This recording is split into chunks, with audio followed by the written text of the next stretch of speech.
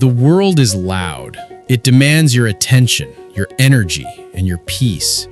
You wake up to a screen filled with the chaos of 1,000 miles away. You carry the weight of a future you cannot see and the ghost of a past you cannot change. We call it stress. We call it anxiety. We treat it like a modern plague, a chemical glitch in the machine of the mind. But the ancients knew better. They knew that anxiety is not just a biological state, it is a spiritual battle. The Stoics spoke of the inner citadel, a fortress of the mind where no external storm could reach. Marcus Aurelius told himself, "You have power over your mind, not outside events. Realize this, and you will find strength." But for the Christian, the fortress is not built by our own willpower. Our citadel has a name. The walls are not made of logic alone, but of truth that has been tested in the fire of history. In this video, we will explore the biblical way to reclaim your mind. We will look at the discipline of the Desert Fathers, the meditation of the Puritans, and the timeless commands of Scripture to discover how to walk through the fire without being burned. This is not a self-help guide. This is a journey into the quiet sovereignty of God. In Stoicism, there is a fundamental rule. Some things are up to us, and some things are not. To worry about what is not up to us is considered a form of madness. The Bible takes this logic and baptizes it in the truth of God's sovereignty. We find it in the words of Solomon in Proverbs 3:5. "Trust in the Lord with all your heart and lean not on your own understanding." Anxiety is often the result of trying to play God. We feel stressed because we are attempting to control the externals, the economy, our reputation, the health of our loved ones, the outcome of tomorrow's meeting. We take the weight of the universe and try to fit it into our finite minds. But consider the words of the Apostle Peter, "Cast all your anxiety on him because he cares for you." To cast is an act of violent transfer. In the original Greek, it implies flinging something heavy onto something else. It is recognizing that the burden you are carrying was never designed for your shoulders. The first step to biblical peace is a radical acceptance of what we will call the dichotomy of providence. You are responsible for your character, your obedience, and your response in this moment. The results, the timing, and the ultimate outcome belong to God. As the Puritan Thomas Watson once wrote, "To be anxious is to doubt either God's power or His love. If He is able and if He is good, then your worry is an insult to His throne. You are a steward, not a master.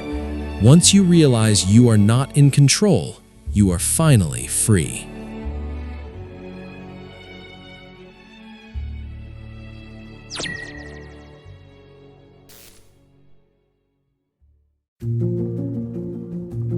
The early Desert Fathers of the 4th century practiced a discipline they called nepsis, or watchfulness. They believed the mind was like a gate to a city. If the watchman falls asleep, the enemy enters without a fight. The Apostle Paul commands us in 2 Corinthians 10:5 to take every thought captive to obey Christ. Most of us do not think about our thinking. We allow every anxious suggestion, every what if, and every catastrophic scenario to walk right into the center of our souls and set up camp. We become victims of our own imagination. The biblical way to deal with stress is to become a watchman. When a thought of anxiety approaches the gate, you do not immediately accept it as truth. You interrogate it. The Stoics called this objective representation. They would strip an event of its emotional labels. If they lost money, they wouldn't say, "I have suffered a terrible misfortune."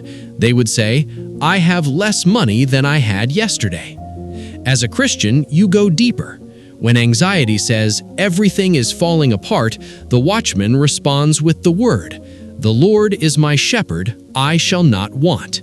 When stress says, "I won't survive this," the watchman says, "His grace is sufficient for me." You are not your thoughts. You are the steward of your mind. Stop letting your emotions tell you what is real. Start telling your emotions what is true.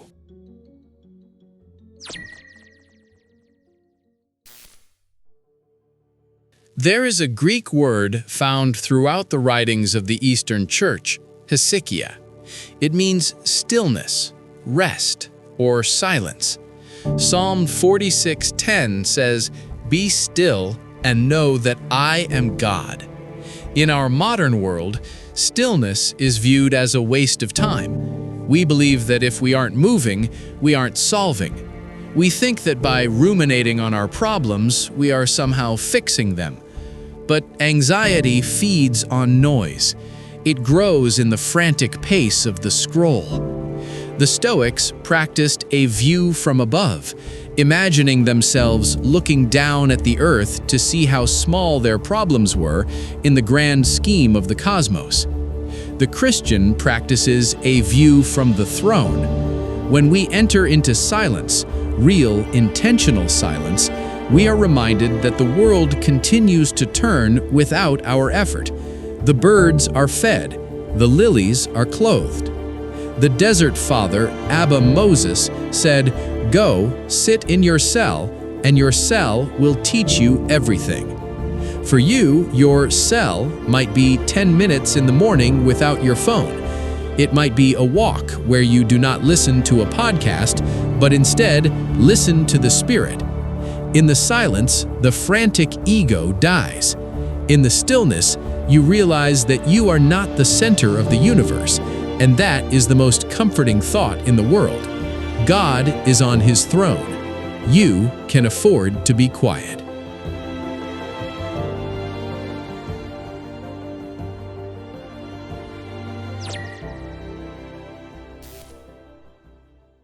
The Puritans, like John Owen, spoke often of mortification, the killing of sin. They understood that worry is not just a personality trait or a biological quirk. If left unchecked, worry is a form of practical atheism. It is the sin of not believing God. John Owen famously said, "Be killing sin, or it will be killing you." How do you kill a stressful thought? You do not fight it with more thinking, you fight it with a higher affection. The Stoics used negative visualization. They would imagine the worst-case scenario so that they would no longer fear it. They would tell themselves, "I might lose my job. I might die." By facing the shadow lost its power. The Christian version of this is found in Romans 8. "For I am convinced that neither death nor life, neither angels nor demons, nor anything else in all creation will be able to separate us from the love of God." If the worst happens, if you lose your health, your wealth, or your life, you still have Christ. If your foundation is anything other than Him, you have every reason to be anxious, because everything else can be taken. But if your treasure is in heaven, you are untouchable. You kill anxiety by realizing that your most valuable possession, your union with God, is guarded by God Himself. Prune the dead branches of your worries. Hammer the iron of your resolve. You were not called to a spirit of fear, but of power, love, and a sound mind.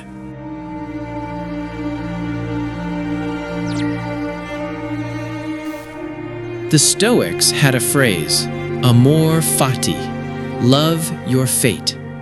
They believed that since you cannot change what happens, you should embrace it as if you chose it yourself. But for the follower of Jesus, we go beyond loving fate. We love the Father who ordains the path. In the Garden of Gethsemane, Jesus experienced the ultimate peak of human anxiety. He sweated drops of blood. His soul was overwhelmed to the point of death. He did not use a breathing technique. He did not recite a mantra of self-sufficiency. He prayed, Abba, Father, everything is possible for you. Take this cup from me, yet not what I will, but what you will. This is the divine dichotomy.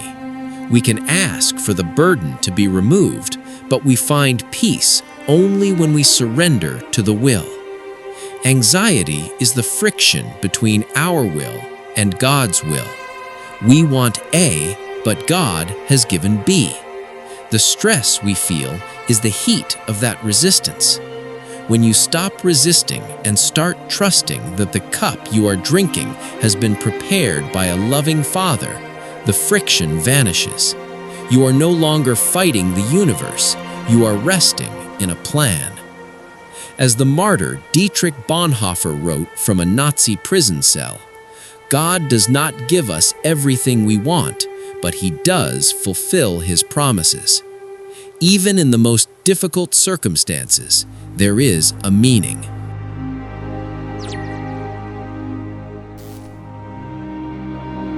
Finally, we arrive at the internal fortress.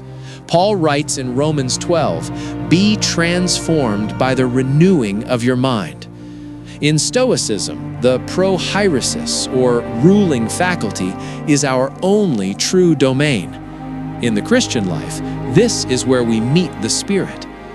Anxiety is often the result of a mind conformed, pressed into a mold of panic. Renewing your mind is the active maintenance of your mental sanctuary. Imagine every thought as a traveler at a border. You must ask, where do you come from? If a thought brings fear or chaos, it lacks the passport of truth. The Bible calls us to take every thought captive. This isn't just ignoring stress, it's a replacement. You replace the lie of "I am alone" with the truth of "He is with me." You replace "what if I fail" with "God is my strength." Marcus Aurelius noted that the soul is dyed by its thoughts. If you dwell on anxiety, your soul turns gray. But if you saturate your mind with the Word, your soul is dyed with gold. Stand as the watchman of your mind. Refuse to let the noise drown out the truth. Through Christ, you are not a victim of your thoughts, but the gardener of your peace. The storm may still rage outside. The wind may still howl. But if you have surrendered your control, practiced gratitude, sought the silence, stayed present, cast your burdens, and renewed your mind, you will find a peace that surpasses all understanding. Go now, not with a spirit of fear, but of power, love, and a sound mind. Subscribe for more meditations on the intersection of faith and fortitude. Peace be with you.